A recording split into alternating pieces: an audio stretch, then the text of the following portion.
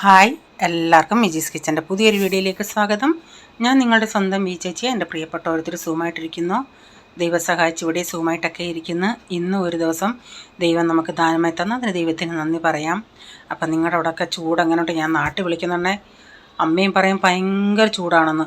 ഇവിടെയും ഭയങ്കര ചൂടാണ്. എനിക്കാണെങ്കിൽ സഹിക്കാൻ പറ്റാത്ത ചൂടാണ്. അപ്പം ശരീരം ബോഡി തണുപ്പിക്കാൻ എന്തോ ചെയ്യണമെന്ന് പറഞ്ഞ് ഇങ്ങനെ ഞാൻ ഈ ഇൻസ്റ്റയിലും വീഡിയോ ഇടുന്നുണ്ടല്ലേ, അപ്പോൾ അന്നേരം ചില വീഡിയോകൾ ഇങ്ങനെ നമ്മൾ കാണുമ്പോൾ ഒന്ന് ഓപ്പൺ ചെയ്ത് നോക്കും. അപ്പം ഹിന്ദിയിൽ ഗോന്ത് എന്ന് പറയുന്നത്, അതായത് നമ്മൾ ലഡുവൊക്കെ ഉണ്ടാക്കുന്നുണ്ടേ, ഒരു പശ പോലെ ഒരു നമ്മുടെ കുന്തിരിക്കം പോലുള്ള ഒരു സാധനം. നമ്മുടെ കുന്തിരിക്കം പോട്ടെ, നമ്മുടെ കൽക്കണ്ടം ഉണ്ടല്ലോ, ഈ പൊടി കൽക്കണ്ടം, ഈ കട്ടക്കട്ടയല്ല, അല്ലാത്ത കൽക്കണ്ടം, അതുപോലുള്ള ഒരു സാധനമാണ്. അതിങ്ങനെ രാത്രിയിൽ 5-6 പീസ്, കുഞ്ഞ് പീസ്, 5-6 എന്ന് പറഞ്ഞാൽ നമ്മുടെ പൊടി കൽക്കണ്ടം അതുപോലുള്ള വലിയ പീസല്ല, വെള്ളത്തിൽ ഇട്ട് നേരം വെളുക്കുമ്പോൾ അത് നന്നായിട്ടില്ല, സബ്ജിയൊക്കെ കുതിർന്നു വരുന്നത് പോലെ ഒരു പശ പോലെ, ഒരു ജെല്ലി പോലെ അത് കുതിർന്നു വരും. അത് ഒരു സ്പൂൺ എടുത്ത് അതും നമ്മുടെ സബ്ജ സീഡൂടെ കുതിർത്ത് വെച്ചത് ഇങ്ങനെ നാരങ്ങ വെള്ളത്തിലെങ്ങനെ ഇട്ട് കുടിച്ചാൽ ശരീരം നന്നായിട്ട് തണുക്കുമെന്ന്. അതിൻ്റെ മലയാളം ഒന്നും ഏതാണെന്ന് എനിക്കറിയത്തില്ല. അതുപോലെ വേറൊരു സാധനവും ഇങ്ങനെ പറഞ്ഞായിരുന്നു, അതൊക്കെ ഇങ്ങനെ ശരീരത്തിന് നല്ലതാണ്. കാരണം അത്രയും സഹിക്കാൻ പറ്റാത്ത. പിന്നെ നമ്മുടെ കൂവപ്പൊടിയൊക്കെ കലക്കി നമ്മളിങ്ങനെ കുറുക്കായിട്ടൊക്കെ കുടിക്കുന്നതൊക്കെ നല്ലതാണ്. കൂവപ്പൊടിയും പിന്നെന്താ പഞ്ഞിപ്പുല്ല്, ഇതൊക്കെ ശരീരത്തിന് തണുപ്പ് തരുന്നതാണ്.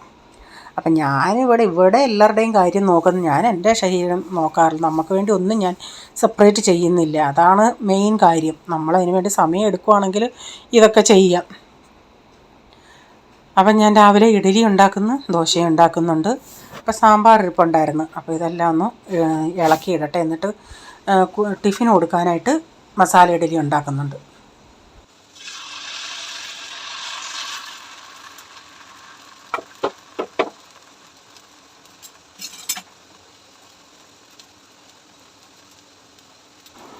ഇപ്പം പ്രൈസമോന് പുതിയ ക്ലാസ് തുടങ്ങിയല്ലേ, 6ാം ക്ലാസ്. അപ്പോൾ ആദ്യത്തെ ദിവസമൊക്കെ ഒരാഴ്ചയൊക്കെ സെയിം ക്ലാസ്സിൽ അവൻ്റെ സെയിം കൂട്ടുകാരായിരുന്നു. കഴിഞ്ഞ 5th പിള്ളേർ തന്നെയായിരുന്നു 6th. പിന്നെ അത് കഴിഞ്ഞിട്ട് അവർ അങ്ങോട്ടും ഇങ്ങോട്ടുമൊക്കെ പിള്ളേരെ മാറ്റി. കുറച്ച് പിള്ളേർ പിന്നെ അന്നേരം പറയുകയും ചെയ്തു, 2 കൊച്ചുങ്ങളുണ്ടായിരുന്നു ഞങ്ങൾ ഗ്രൂപ്പിലിട്ടാൽ. ഇവൻ്റെ ആ 5ാം ക്ലാസ്സിലെ ഗ്രൂപ്പ് എന്ന് പറയുന്നത് അഡ്മിൻ നല്ലൊരു സ്ത്രീയായിരുന്നു.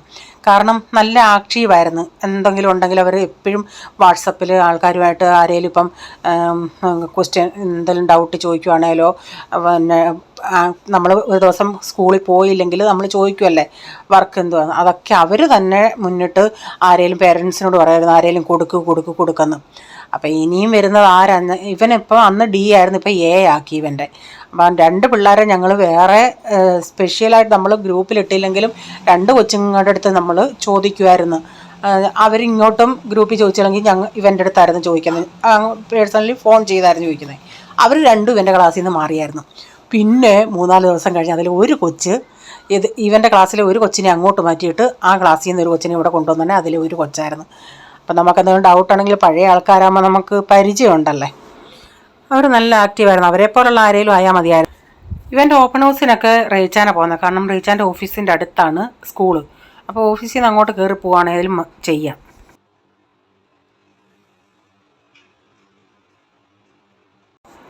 അപ്പോൾ ഇന്നത്തെ എൻ്റെ പരിപാടി എന്ന് പറയുന്നത്, ഇപ്പം ഇഞ്ചിക്ക് ഇത്തിരി വില കുറവ്, നല്ല നാടൻ ഇഞ്ചി പോലുള്ള വെള്ളമില്ലാത്ത ഇഞ്ചിയാണ്.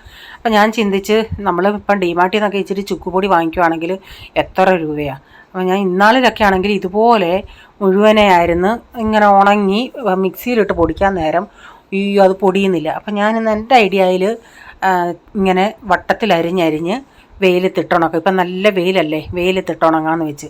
അപ്പോൾ ഇന്ന് രാവിലെ അതാണ് പരിപാടി. ആദ്യം ഞാൻ ചിന്തിച്ച് ഗ്രേറ്റ് എടുക്കാമെന്ന്. അപ്പം പിന്നെ ഞാൻ ചിന്തിച്ച് ഗ്രേറ്റ് ചെയ്യുമ്പോൾ അതിൻ്റെ നീരൊക്കെ കുറച്ചൊക്കെ പോവും. അതുകൊണ്ട് ഞാൻ ചിന്തിച്ച് ഇങ്ങനെ വട്ടത്തിലരിഞ്ഞിട്ട് ഉണങ്ങുമ്പോൾ നമുക്ക് പൊടിക്കാൻ എളുപ്പമാണല്ലേ മിക്സിയുടെ ജാറിലിട്ട്. ഭയങ്കര ചൂടല്ലേ. പ്രൈസമ്മോനെ അവിടെ വെച്ച് അമ്മ കണ്ട് ജ്യൂസ് ഉണ്ടാക്കിയതാ, അപ്പച്ചാക്കോടിയുടെ മീൻ കൂടി.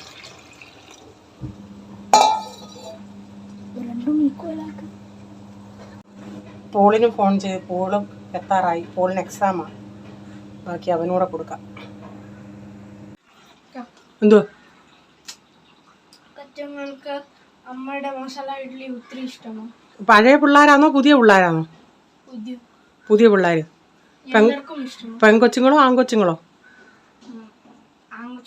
ആൺകൊച്ചുങ്ങൾ എല്ലാവരും നല്ലയാന്ന് പറഞ്ഞോ? ഇനിയും കൊണ്ടുവരണേന്ന് പറഞ്ഞോ? നീ അവരുടെ എന്തോ എടുത്ത് തിന്ന്? നീ അവരുടെ കയ്യിൽ തിന്നില്ലേ? ഓക്കെ. ജ്യൂസ് കുടിച്ചോ? ആശ്വാസമായോ? പോയി ഉടുപ്പെടുത്തെടുപ്പം ആൻറ്റി വരും. പോളിന് അതിലേ വരുന്നുണ്ട്. തണുത്ത വെള്ളം ഉണ്ടാക്കി കുടിച്ചിട്ട് എന്നോട് ഞാൻ ചോദിച്ചിട്ടുണ്ടെ പറഞ്ഞ് ഇപ്പം ഞാൻ ഫോൺ ചെയ്ത് എവിടെ ആയിരുന്നടാ ഈ കരിമ്പിൻ ജ്യൂസ്, ഇവിടെയൊക്കെ ഈ കരിമ്പിൻ ജ്യൂസ് ഉണ്ട്, എന്നാലും അത് കുടിച്ചു. ഞാൻ ചോദിച്ചു കരിമ്പ് ജ്യൂസ് കുടിച്ചോടാ? കുടിച്ചെന്ന് പറഞ്ഞു. ഞാൻ പറഞ്ഞു എന്നാൽ ഇനി ഇവിടെ നിന്നൊന്നും വേണ്ടല്ലേ, വേണമെന്ന് പറഞ്ഞു. അയ്യോ എന്താ ചൂടാ, കൂട്ടലി വെള്ളം കുടിച്ചുകൊണ്ട് കുടിച്ചുകൊണ്ട് വരുന്നു.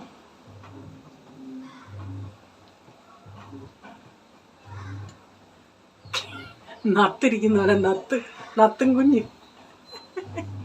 എന്തൊരു പാവം ഇപ്പൊ വീഡിയോക്കകത്ത്. അയ്യോ വിചാര കുഞ്ഞ് എന്തുവാടാ ഇങ്ങനെ നോക്കുന്നേ? ഓക്കെ, അച്ചാച്ചൻ വരുന്ന അവന് വെള്ളം കൊടുക്കട്ടെ. മിക്സ് അങ്ങനെ ഉണ്ടായിരുന്നടാ? അച്ചാതാ അവിടെ ഇരി, വെള്ളം കുടി. ഇങ്ങനെ ഒരു അമ്മ എവിടെ കിട്ടും? അവിടെ പോയി ഇരിയടാ. ചപ്പല് എന്താ?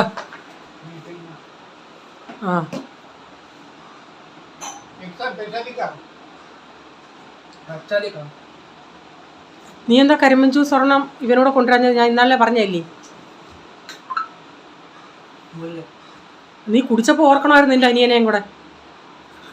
ഞാൻ ഒന്നും പറഞ്ഞല്ലേ പാഴ്സൽ ഇവനും കൂടെ കൊണ്ടുവരണേന്ന്.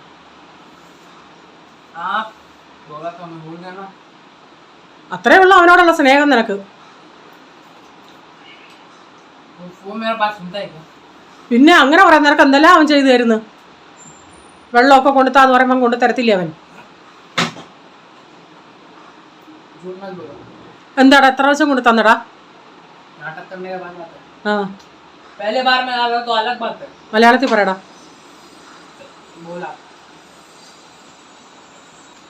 നീ എന്തിനാ അവിടെ സാത്ത് നമ്പറിൽ പോയി വെള്ളം എടുക്കാൻ പോയി? തണുത്ത വെള്ളമാണോ അവിടെ? ഇവിടോട്ട് വീട്ടിൽ വന്ന് കുടിച്ചാൽ പോരായിരുന്നോ? നീ ചൂടും പിടിച്ചത് എന്തിനിട്ടോണ്ട് പോവാടാ? പിന്നെന്താ നീ പോയി വെള്ളം കുടിക്കാൻ പോയ? നാളെ നിനക്ക് അവധിയല്ലേ? ഇനി മൺഡേ അല്ലേ എക്സാം?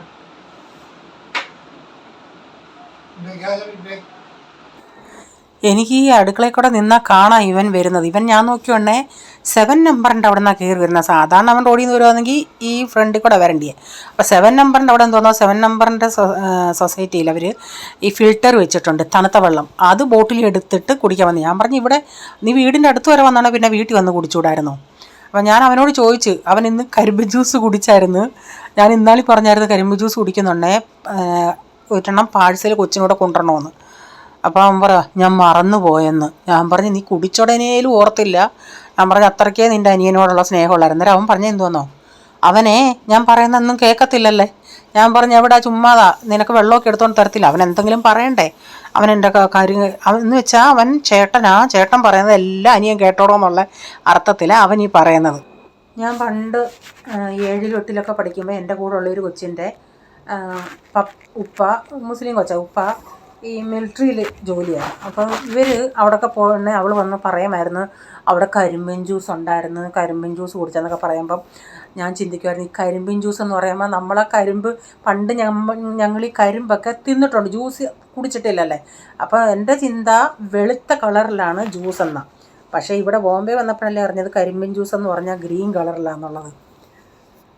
ഞാൻ അന്ന് എന്ത് കൊതിയായിരുന്നു അവളങ്ങനെ പറയുമ്പം. ഞാൻ അവളുടെ പപ്പാടെ കൂടെ പോയി ഇങ്ങനെ അവധിക്ക് പോകുമ്പം അത് കുടിച്ച് ഇത് കുടിച്ചെന്നൊക്കെ പറയുമ്പം. ഇപ്പോൾ തോരൻ വെക്കുന്നത് ചെറുപയറായിരുന്നു. ഞാൻ ആ വെളുത്തുള്ളിയൊക്കെ ഒന്ന് ചതച്ചിട്ടിട്ടുണ്ട്. അപ്പോൾ അതവിടെ നിന്ന് കിടക്കട്ടെ. അപ്പം ഞാൻ അതിൻ്റെ ഇടയ്ക്ക് ഇഞ്ചിയൊക്കെ ഒന്ന് അരിഞ്ഞതാണ്ട് വെളിയിലോട്ട് ഇട്ടിട്ടുണ്ട്. നല്ല വെയിലാണ്. അപ്പോൾ ഇതൊരു 3/4 കിലോയോളം ഉണ്ട്. അതിനിയും എത്ര കിട്ടുന്നതെന്നറിയത്തില്ല. നിങ്ങളൊക്കെ എങ്ങനെയാണ് ചെയ്യുന്നതെന്ന് പറയണേ. ഈ വെളിയിലൊക്കെ താമസിക്കുന്നവർ, ഫ്ലാറ്റിലൊക്കെ താമസിക്കുന്നവർ ഇങ്ങനെങ്ങാനും ചെയ്യാറുണ്ടോ?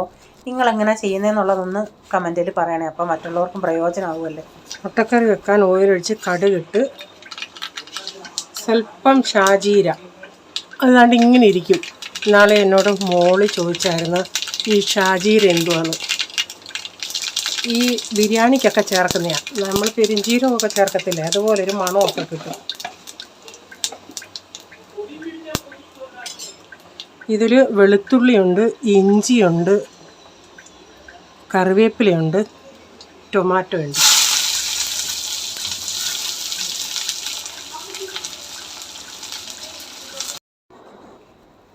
അപ്പം മുട്ട കഴിഞ്ഞ ദിവസം ഒരു 40 മുട്ട വാങ്ങിച്ച്. അപ്പോൾ അധികം എൻ്റെ ഫ്രിഡ്ജിൽ വെക്കാനും പറ്റത്തില്ലല്ലേ. അന്നേരം പുള്ളിക്കാരൻ പറഞ്ഞ ഇത്ര 40 മുട്ട വാങ്ങിച്ചോണ്ടേ എത്ര ഞാൻ ഓർക്കുന്നില്ല. കുഞ്ഞു മുട്ടയാണ്. പക്ഷേ ഞാൻ പറയുകയും ചെയ്തു. അന്നേരം അന്ന് പറഞ്ഞ് ഇനി വില കൂടാൻ പോവുക, 10 കൂടെ ഉള്ളങ്ങ്. ഞാൻ 30 വാങ്ങിക്കുന്നത്. അപ്പോൾ 10 കൂടെ അങ്ങ് വാങ്ങിച്ചു, ഇനിയും വില കൂടുമെന്ന് പറഞ്ഞു. അങ്ങനെ ഞാൻ വാങ്ങിച്ചതാണ്. പക്ഷേ കിട്ടിയത് കുഞ്ഞ മുട്ടയാണ്. അപ്പോൾ ഞാൻ പറയും, ഇത് ഇത്രയും കുഞ്ഞതാണെന്ന് പിറ്റേ ദിവസം പറയണേ പോളാ പറഞ്ഞത്. പറയുക ഇതാ നല്ലത് തിന്നാനെന്ന്. ചുമ്മാ എന്തെങ്കിലും പറയണ്ടേ. അപ്പം ഞാൻ അതുകൊണ്ടങ്ങ് അടുപ്പിച്ചങ്ങ് മുട്ട അങ്ങ് ഉണ്ടാക്കിയതാണ്. ചൂടുവാ, അധികം മുട്ട ഉപയോഗിച്ചിട്ട് പിന്നെ എന്നും എന്തുവാ വെക്കുന്നേ. അപ്പോൾ കഴിഞ്ഞ ദിവസം ഞാൻ പറഞ്ഞില്ല ഈ പ്രൈസിനൊന്നും കഴിഞ്ഞു. അപ്പോൾ മായ പറയുകയും ചെയ്തു, ചേച്ചി പിള്ളേരെ കുറ്റം പറയേണ്ട, ചൂടല്ലേ, പിള്ളേർ വെള്ളം കുടിച്ച് ആന്ന് പിള്ളേരും അല്ല വലിയവരും ആന്നേലും വെള്ളം കുടിച്ച് നമ്മുടെ വിശപ്പൂടങ്ങ് നിൽക്കും. ഇപ്പം കഴിഞ്ഞ ദിവസം ഞാൻ ഈ അച്ചാറിൻ്റെ ഡബ്ബ ബോട്ടിലുണ്ടല്ലോ, ബോട്ടിൽ വാങ്ങിക്കാൻ വെച്ചാൽ പോയെണ്ണേ ഇനി അടുത്ത പ്രാവശ്യം തൊട്ട് 2 രൂപ കൂടുതലാണ്. ഞാൻ പറയുകയും ചെയ്ത്, ഒരു കാരണം നോക്കിയിരിക്കും എല്ലാവരും. കൂട്ടിയാൽ പിന്നെ അത് കുറയ്ക്കത്തില്ലല്ലോ ഇവർ. അപ്പം ഞാൻ അന്നേരം ഇന്ന് തന്നെ ബെൻസി എടുത്ത് സംസാരിച്ചിട്ട് ബെൻസി പറയുന്നത് അവിടെയും കൂടി. അപ്പോൾ അവർ പറയുന്നത് ജ്യൂസ് ഡബ്ബകളും ഇങ്ങനെ പൗച്ചൊക്കെ വാങ്ങിക്കാൻ പോകണ കടയിലില്ല. അവർ പറയുന്നത് നമ്മൾ ഇവിടെങ്ങും ഇതുണ്ടാക്കാറില്ല, ഇങ്ങനെ വെളിയിൽ നിന്ന് വരുന്ന അതുകൊണ്ട് സാധനമൊന്നും വരുന്നില്ല, അങ്ങനെ വില കൂടുകയാണ്. അപ്പം നമ്മളിപ്പോൾ എന്തോ ചെയ്യും? ഇപ്പം ഡബ്ബയുടെ വില കൂടിയെന്നും പറഞ്ഞ് വീണ്ടും വിലയും നമുക്ക് കൂട്ടാക്കത്തില്ല. കാരണം നമ്മളിപ്പം 10 പേർക്കാവുമ്പം 20 ഡബ്ബ പോകത്തില്ലേ. അതുപോലെ പല തുള്ളി പെരുവെള്ളം എന്ന് പറഞ്ഞാൽ നമുക്കൊക്കെ എത്രയൊക്കെയാണെങ്കിലും അതനുസരിച്ച് പൈസ ആകും.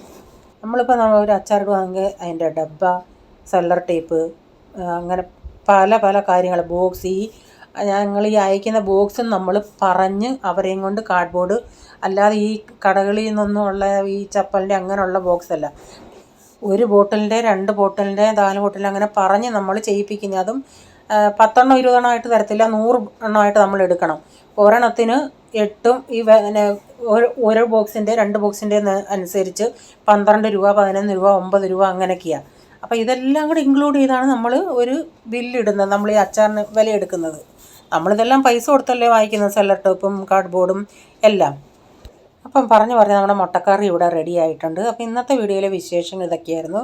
വീഡിയോ ഇഷ്ടമായെങ്കിൽ ലൈക്ക് ചെയ്യണേ, നിങ്ങളുടെ അഭിപ്രായം കമൻറ്റിൽ കൂടെ അറിയിക്കണേ. സബ്സ്ക്രൈബ് ചെയ്യാതെ ആരെങ്കിലും കാണുന്നുണ്ടെങ്കിൽ, വീഡിയോ ഇഷ്ടമായി ചാനൽ വീണ്ടും കാണണമെന്ന് ആഗ്രഹമുണ്ടെങ്കിൽ ഒന്ന് സബ്സ്ക്രൈബ് ചെയ്തിട്ട് ബെല്ലൈക്കോട്ടൺ ഒന്നുകൂടെ പ്രസ് ചെയ്യുകയാണെങ്കിൽ ഓൾ എന്നൊരു ഓപ്ഷൻ വരും. അതുകൂടെ പ്രസ് ചെയ്യുകയാണെങ്കിൽ ഞാനിന്ന വീഡിയോയുടെ നോട്ടിഫിക്കേഷൻ നിങ്ങൾക്ക് എന്നും വരുന്നതായിരിക്കും. ഇനി ഒരു പുതിയ വീഡിയോയുമായി വരും വരെ bye, god bless you all. Thank you, take care, bye, see U.